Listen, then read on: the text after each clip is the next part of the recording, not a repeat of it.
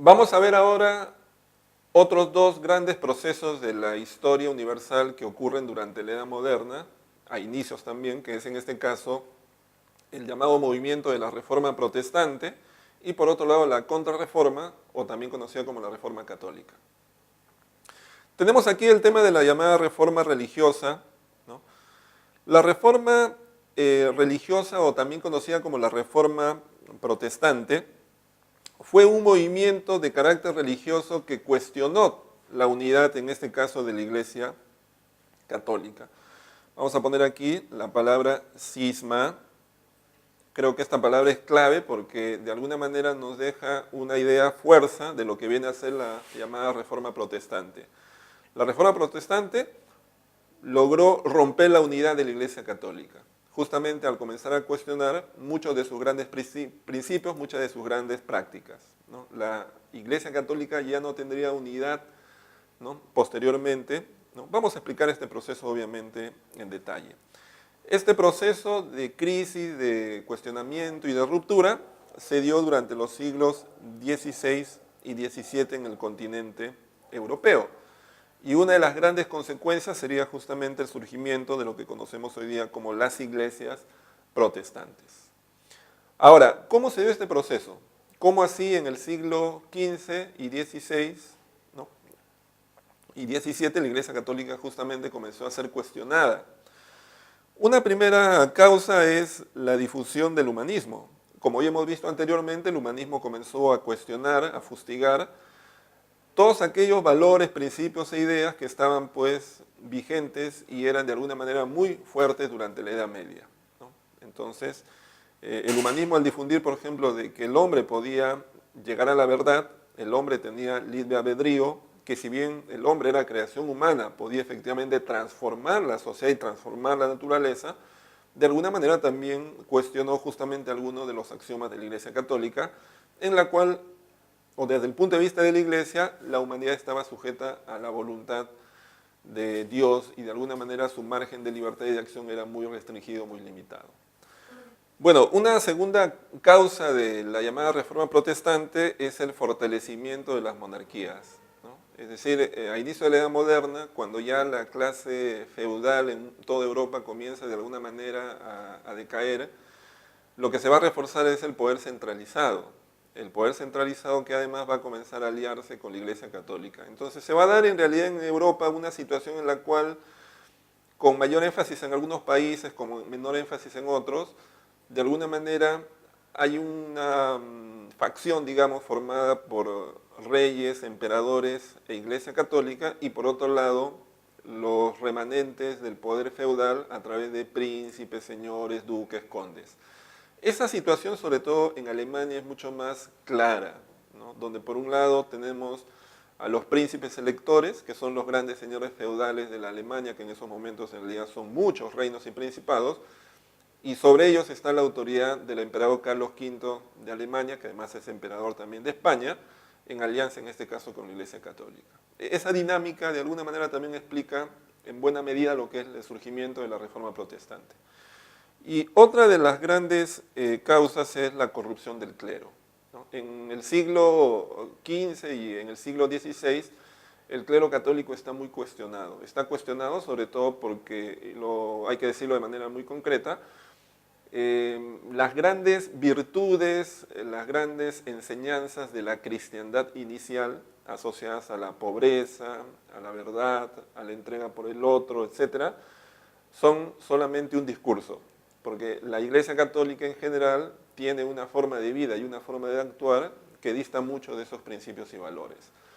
El Papa está más atento a los problemas políticos, la alta jerarquía de la Iglesia Católica, como son el Papa, los cardenales, los obispos, generalmente viven vidas muy cómodas y lujosas, que contrastan obviamente, por ejemplo, con la idea de la pobreza, o la idea en este caso de la entrega al prójimo. Entonces, esta situación que podríamos sintetizar con el concepto de corrupción del clero fue fundamental para el inicio de la llamada reforma. Y otro elemento que es causa, pero también fue el detonante en realidad, fue la llamada venta de las indulgencias. Las indulgencias son perdones que el Papa, a nombre de Dios, otorga a aquellas personas que han cometido pecados, ¿no?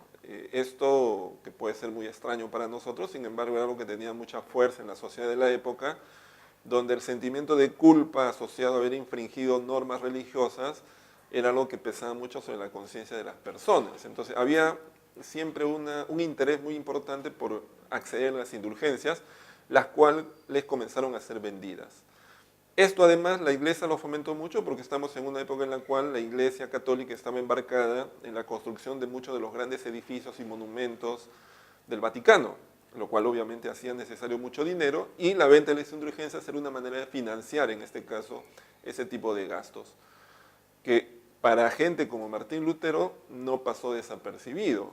Precisamente su gran crítica a las indulgencias, conocidas como las 95 tesis, de alguna manera dieron inicios al movimiento protestante, que se expresó de diversas maneras en cada uno de los países, que es algo que vamos a ver a continuación.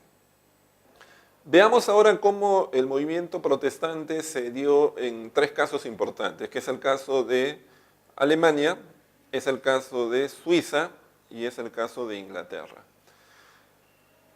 El primer movimiento protestante, como se llamaría después, contra la Iglesia Católica, surgió en este caso en Alemania, ¿no?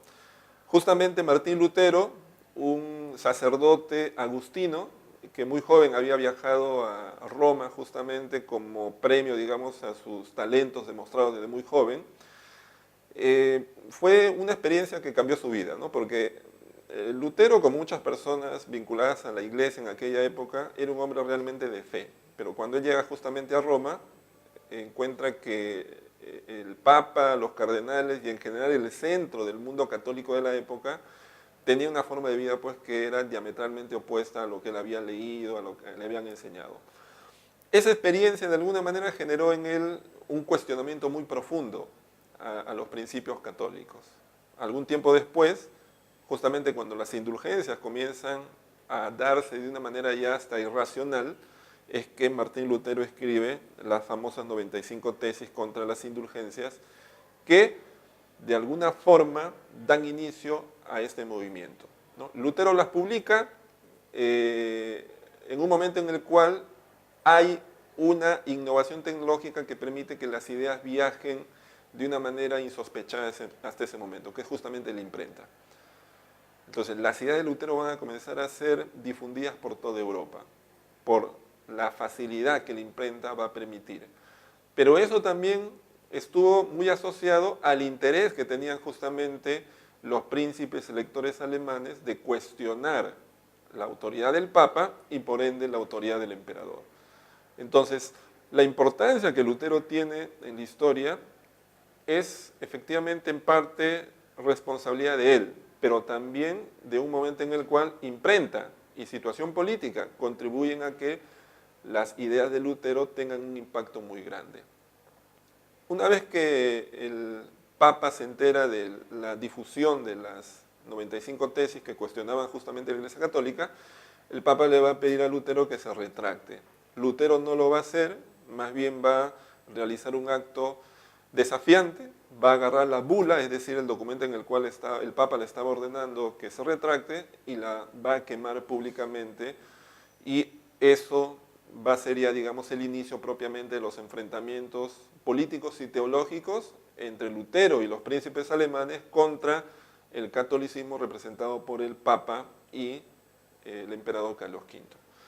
Se van a dar una serie de encuentros, de debate, de discusión, conocido como las dietas, la dieta de Espira, la dieta de Habsburgo, hasta que finalmente en ese proceso la situación va a ser irreconciliable, ¿no? Y los seguidores de Lutero incluso van a ser denominados protestantes.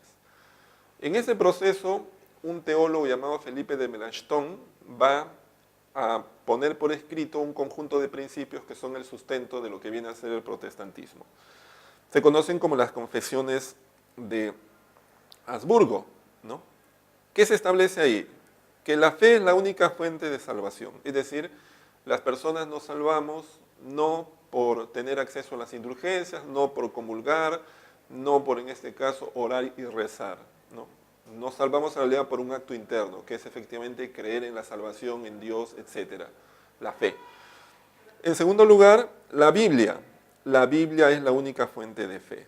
En otras palabras, ¿no?, de donde yo extraigo las verdades y la palabra de Dios, no es en este caso de las palabras que escucho, por ejemplo, del sacerdote durante la misa, o de las interpretaciones que alguna persona puede hacer de la palabra de Dios, sino es directamente de la lectura del texto sagrado, que en este caso es la Biblia. Por otro lado, para los protestantes luteranos, como después se les va a llamar, no se admiten efectivamente jerarquías en la Iglesia Católica, todos somos iguales ante Dios. Se va a suprimir el celibato y el culto a las imágenes, en otras palabras, aquellos que dirigen a los cristianos protestantes tienen que pasar por la experiencia de vida, casarse, tener hijos, compartir en este caso familia como toda persona normal. Se va a rechazar el culto a la Virgen y los santos, con el argumento de que en realidad los santos y la Virgen no son divinos, son seres humanos. Luego también se va a reconocer solamente 2 sacramentos, el bautismo y la comunión, ¿ya? A diferencia de la Iglesia Católica, que en algún momento incluso tuvo hasta 14 sacramentos. Y luego también se va a expropiar los bienes de la Iglesia Católica en beneficio de, en este caso, los poderes políticos en Alemania, que son los grandes príncipes electores, como por ejemplo el príncipe de Sajonia. Entonces, en realidad, la reforma es religiosa, pero a su vez también es política, es social y es hasta económica. Lo que va a pasar en Alemania es que entre 1517 y 1530 hay un periodo de grandes debates teológicos, tensiones políticas, enfrentamientos entre protestantes y católicos. Del año 1530 hasta 1555 hay una guerra civil, ¿no?, en Alemania entre protestantes, católicos, campesinos levantados en armas, etc. Hasta que en 1555 se firma la Paz de Habsburgo, que en Alemania establece la libertad religiosa. Es decir, cada uno puede elegir libremente la religión que va a abrazar, sea católica o sea protestante. Pero ese proceso es justamente producto de las ideas planteadas por Lutero en 1517 con las famosas 95 tesis contra las indulgencias. El otro caso que tenemos que analizar es el caso de Suiza. En Suiza el movimiento protestante estuvo asociada a los cuestionamientos que hizo un personaje llamado Juan o Jean Calvino. Él va a redactar un documento conocido como la Institución de la Religión Cristiana, en la cual también va a fustigar, va a criticar a la Iglesia Católica. Él va a plantear algunas ideas claves, como es la predestinación, es decir, los seres humanos de alguna manera estamos ya condicionados incluso antes de llegar al mundo por la voluntad divina. También va a suprimir la jerarquía eclesiástica y en ese sentido los sacerdotes se van a convertir en pastores. Aparte de esto, en el caso de Calvino, hay también el planteamiento de una moral muy rígida, una moral que se va a poner en práctica sobre todo en algunas ciudades del norte de Francia y también en el caso de Suiza. Los llamados calvinistas van a ser entonces también una de las iglesias protestantes que en Europa van a tener mucha fuerza durante el siglo XVI y también obviamente en los siglos posteriores, ¿no? Porque hasta la actualidad tenemos que en países, por ejemplo, como Suiza, Francia, incluso en Inglaterra existen pues calvinistas. En el caso de Inglaterra, la situación se dio a partir de las tensiones que existían a inicios del siglo XVI entre el emperador, en este caso, o el rey Enrique VIII, frente a la nobleza que estaba vinculada a la Iglesia Católica en Inglaterra. Esas tensiones entre monarca por un lado e Iglesia Católica aliada a la nobleza inglesa, además van a tener un factor extrapolítico personal, y es el deseo de Enrique VIII de divorciarse. La Iglesia Católica se va a oponer a ese pedido del rey. Enrique VIII va a tomar esta negativa de la Iglesia Católica de acceder a su divorcio y a partir de eso va a iniciar una serie de acciones contra el poder político y económico de la Iglesia Católica en Inglaterra.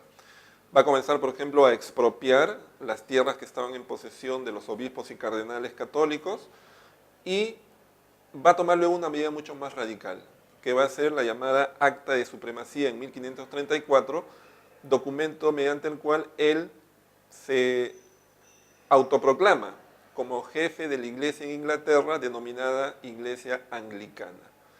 Entonces, este problema al final, en la práctica, va a generar que la iglesia inglesa se separe totalmente de la iglesia católica continental, ¿no? Y se desarrolle una vertiente que con el tiempo se va a consolidar como la iglesia de mayor poder en Inglaterra, que es justamente la iglesia anglicana, de la cual, ¿no?, los reyes son pues las máximas autoridades. De esa forma entonces se va a consolidar lo que viene a ser el movimiento protestante en esa nación. ¿Cuáles son las consecuencias del desarrollo de las llamadas reformas protestantes en Europa? En primer lugar, tenemos que se va a romper la unidad de la Iglesia Católica. En segundo lugar, van a surgir las iglesias y los movimientos protestantes. Las iglesias son, por ejemplo, la iglesia luterana en Alemania, la iglesia calvinista en Suiza, la iglesia anglicana en Inglaterra, y también algunos movimientos como son, por ejemplo, los puritanos y otros, que no llegan a ser iglesias, pero también llegan a ser movimientos que tienen una gran cantidad de seguidores. Y una tercera consecuencia es que la iglesia católica, ante el embate de las críticas del protestantismo, va a tratar de frenar eso a través de una serie de medidas y por otro lado también realizar algunas reformas de su propia institución. Ese movimiento se conoce como la Contrarreforma o también conocida como la Reforma Católica, hecho que vamos a pasar a explicar a continuación.